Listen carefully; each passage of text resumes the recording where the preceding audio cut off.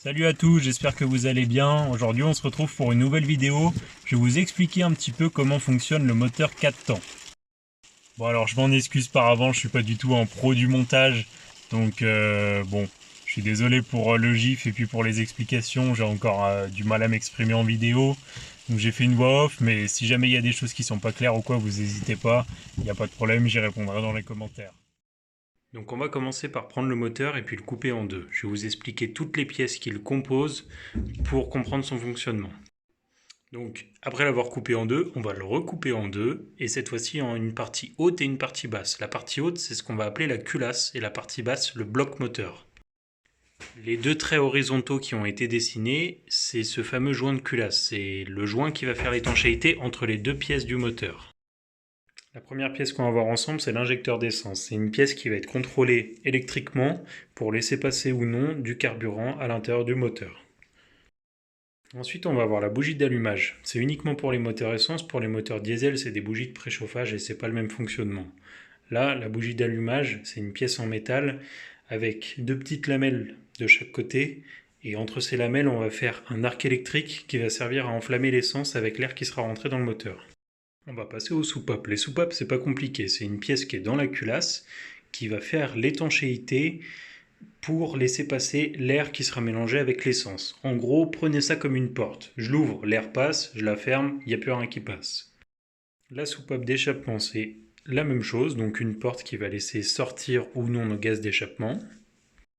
L'arbre à cam, c'est la pièce qui va justement piloter l'ouverture ou la fermeture de notre soupape. Donc on retrouve également un arbre à cam pour la soupape d'échappement. Du coup, on passe au piston. Le piston, c'est tout simplement une pièce de forme cylindrique qui va coulisser de haut en bas dans une autre pièce cylindrique qu'on va appeler le cylindre, qui est finalement notre bloc moteur. Donc elle va monter de haut en bas et la partie plate sur le dessus du piston, c'est la pièce qui va recevoir l'explosion pendant le fonctionnement du moteur. La bielle, c'est tout simplement une pièce en métal qui va lier notre piston à notre vilebrequin qui est juste en dessous. Et la dernière pièce, ça va être le vilebrequin.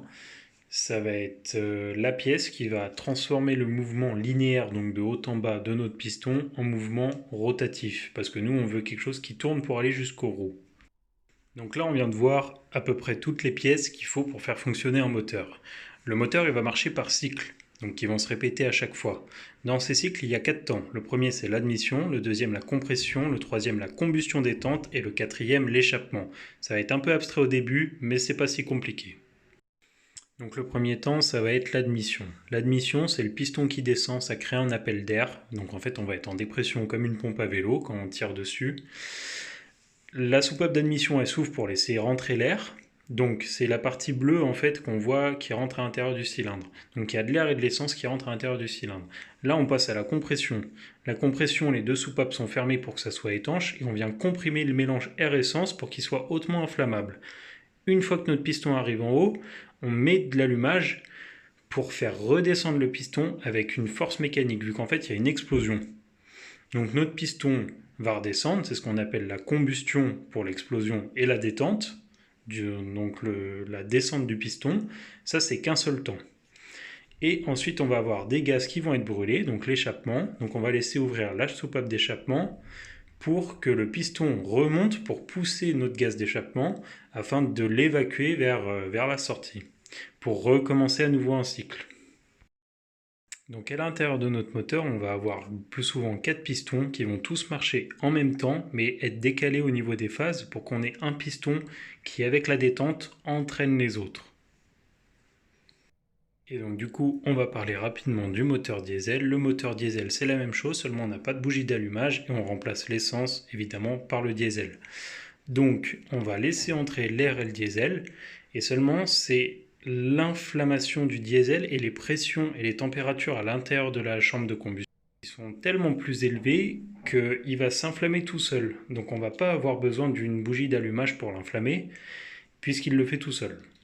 Les fameuses bougies de préchauffage, elles vont juste être là pour réchauffer le cylindre l'hiver. J'espère que la vidéo vous a plu. N'hésitez pas à mettre vos questions en commentaire.